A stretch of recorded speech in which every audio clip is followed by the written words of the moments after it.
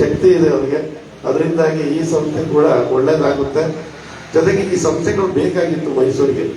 ಯಾಕಂತಂದ್ರೆ ಇವತ್ತು ಇದು ಕುವೆಂಪು ನಗರ ಏರಿಯಾ. ನಾನಾದ್ರೂ ಭಾವಿಸ್ತೀನಿ ಮೈಸೂರಿನಲ್ಲಿರುವಂತ ಎಲ್ಲ ಏರಿಯಾದಲ್ಲೂ ಈ ರೀತಿ ಸ್ಟುಡಿಯೋದವರು ನಾವೇನ್ ಕರೋಕೆ ಹಾಡ್ತೀವಿ ಅಥವಾ ಅವ್ರಿಗೆಲ್ಲ ಒಂದು ವೇದಿಕೆಗಳು ಸಿಗ್ತಾ ಹೋದ್ರೆ, ಇದು ಇನ್ಫ್ರಾಸ್ಟ್ರಕ್ಚರ್ಗಳು ಸಿಗ್ತಾ ಹೋದ್ರೆ ಖಂಡಿತ ಜಾಸ್ತಿ ಆಗ್ತಾರೆ.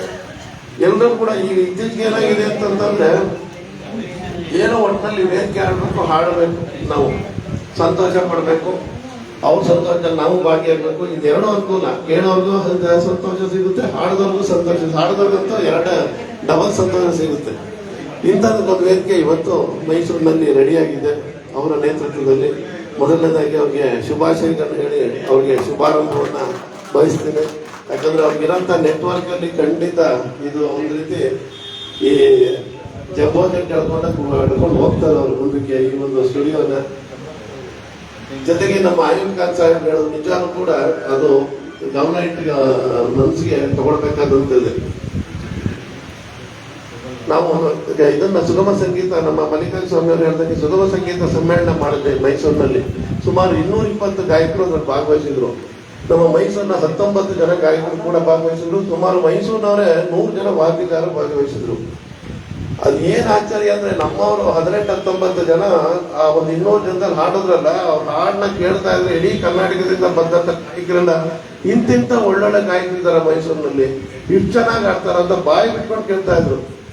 ಅವ್ರಿಗೆಲ್ಲ ತುಂಬಾ ಆಶ್ಚರ್ಯ ಆಗಿ ಒಂದ್ ರೀತಿ ಫ್ಲಾಟ್ ಆಗ್ಬಿಟ್ರು, ಇಷ್ಟೆಲ್ಲ ಒಳ್ಳೆ ಗಾಯಕರಿದ್ದಾರೆ ಅಂತೇಳಿ. ನಾನು ಯಾಕೆ ಹೇಳ್ತಿದ್ದೀನಿ ಅಂದ್ರೆ, ನಮ್ ಕಣ್ಣೆದ್ರಿಗೇನೆ ದಸರಾದಲ್ಲಿ ಇರ್ಬೋದು, ಬೇರೆದ್ರಲ್ಲಿರ್ಬೋದು, ಈ ಬೆಂಗಳೂರಿಂದ ಬಂದವ್ರಿಗೆ, ಬೇರೆ ಕಡೆಯಿಂದ ಬಂದವ್ರಿಗೆ ಲಕ್ಷಾಂತರ ರೂಪಾಯಿ ಕೊಟ್ಬಿಟ್ಟು ಕರ್ಕೊಳ್ತಾರೆ. ನಮ್ಗಿಂತ ಚೆನ್ನಾಗಿ ಕಡಿಮೆ ಹಾಡೋರ್ಗೆ. ಮೈಸೂರಿನವ್ರಿಗೆ 10,000 20,000 ರೂಪಾಯಿ ಗಾಡಿ ಇರ್ತಾರೆ. ಇದು ನಡೀತಾರಂತ, ಇದು ಅವ್ರು ಹೇಳಿದ್ ಕರೆಕ್ಟ್. ಅದು ಅದೇ ರೀತಿ ಆಗ್ತದೆ. ಯಾಕಂದ್ರೆ ಹಿತ್ತಿನ ಗಿಡ ಮದ್ದಲ್ವಂತೆ. ನಮ್ಮ ಜೊತೆಗಿರೋರ್ಗೆ ಯಾರಿಗೂ ಬೆಲೆ ಇರಲ್ಲ, ಅದೇ ದೂರದಿಂದ ಬಂದವ್ರಿಗೆ ಏನೋ ದೊಡ್ಡ ಬೆಲೆ. ನಮ್ಮ ಕಣ್ಣೆದ್ರಿಗೆ ಇವರಿಂದ ಶಿಷ್ಯರಾಗಿ ಕಲ್ತಿರೋರಿಗೆ ದೊಡ್ಡ ವೇದಿಕೆ ಆಡಿಸ್ತಾ ಇರ್ತಾರೆ. ನಮ್ಮಲ್ಲಿ ಮಾಡೋರಿಗೆ ಅಷ್ಟೊಂದು ಇಂಪಾರ್ಟೆನ್ಸ್ ಕೊಡಲ್ಲ. ಅದನ್ನ ನಮ್ಮ ಆಯುಬ್ ಖಾನ್ ಅವರ ನೇತೃತ್ವದಲ್ಲೇ ಒಂದ್ ಸ್ವಲ್ಪ ಈ ಹೈಪವರ್ ಕಮಿಟಿಗೆ ಇದನ್ನೆಲ್ಲ ಕಿವಿಗೆ ಹಾಕಿದಾಗ, ಅಥವಾ ನಮ್ಮ ಮಲ್ಲಿಕಾರ್ಜುನ ಸ್ವಾಮಿ ಅವರು ಇದ್ದಾರೆ, ಸ್ಥಳೀಯರಿಗೆ ಆದ್ಯತೆ ಕೊಡಬೇಕು, ಸ್ಥಳೀಯರಿಗೆ ಒಳ್ಳೊಳ್ಳೆ ವೇದಿಕೆ ಕೊಡ್ಬೇಕು. ಯಾಕಂದ್ರೆ ಯಾವುದೂ ಕೂಡ ಕಡಿಮೆ ಇಲ್ಲ.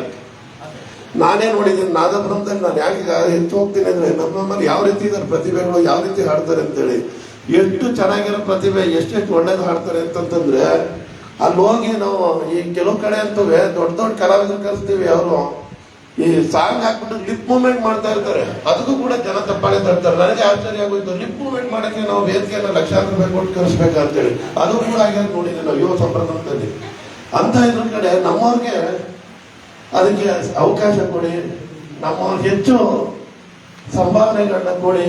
ಅದ್ರ ಮುಖಾಂತರ ಮೈಸೂರಿನ ಸಾಂಸ್ಕೃತಿಕ ಏನಿದೆ, ಈಗ ಏನಾಗಿದೆ ಅಂತಂದ್ರೆ, ನಮ್ಮ ಸರ್ಕಾರ ಕೂಡ ಕೈ ಜೋಡಿಸ್ಬೇಕು. ಎಲ್ಲ ಏನಾಗಿದೆ ಅಂದ್ರೆ, ಪರಿಸ್ಥಿತಿ ಹೇಗಾಗಿದೆ, ಈಗ ನಾದಬ್ರಹ್ಮದಲ್ಲಿ ನಡೀತಾರ ಎಲ್ಲ ಪ್ರೋಗ್ರಾಮ್ ಅಲ್ಲೂ ಕೂಡ ಸಿಂಗರ್ಸ್ಗಳು 3,000 5,000 ಹಾಕೊಂಡು ಕಾರ್ಯಕ್ರಮಗಳು ಮಾಡ್ತಾ ಇದ್ದಾರೆ.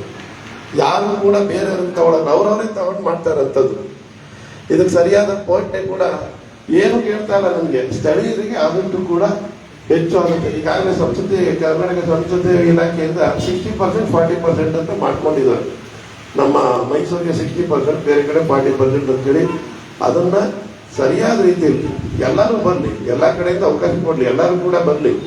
ಆದ್ರೆ ಕೊಡೋದನ್ನೇ ಕ್ಲೀನ್ ಆಗಿ ಎಲ್ಲರಿಗೂ ಕೂಡ ಗೌರವವಾಗಿ ನ್ಯಾಯಬದ್ಧವಾಗಿ ಅದನ್ನ ಡಿಸ್ಟ್ರಿಬ್ಯೂಟ್ ಮಾಡಿದ್ರೆ ನಮ್ಮ ಸಂಸ್ಕೃತಿಯ ಪೋಷಣೆ ಹೆಚ್ಚಾಗುತ್ತೆ. ಯಾಕಂದ್ರೆ ಈ ವೇದಿಕೆ ಎಲ್ಲ ಇವೆಲ್ಲ ಮಾತಾಡೋದಕ್ಕೆ ಅವ್ರು ಹೇಳಿದಕ್ಕೆ ನಾನು ಹೇಳೋದು ಹೇಳ್ತೇನೆ.